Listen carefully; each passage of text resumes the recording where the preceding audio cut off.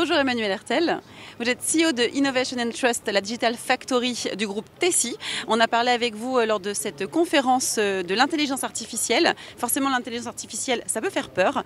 Quelles sont les grandes évolutions, si on fait un petit point sur l'IA aujourd'hui, et les peurs, les limites qu'on peut y retrouver dans l'esprit des gens et des professionnels qui vont l'utiliser?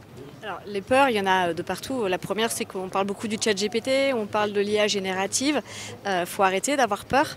C'est des outils qu'on doit s'approprier, c'est des outils sur lesquels aujourd'hui nous on les intègre dans nos solutions en y apportant en plus de la souveraineté.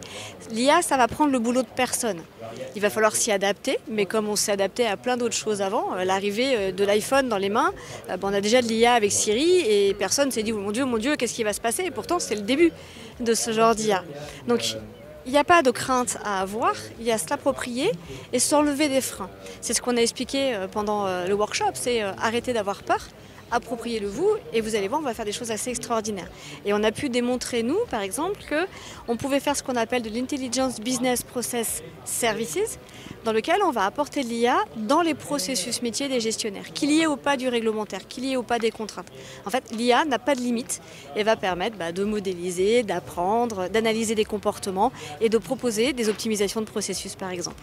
Donc pour vous, c'est une véritable révolution, ça révolutionne tous les processus métiers en étant très positif?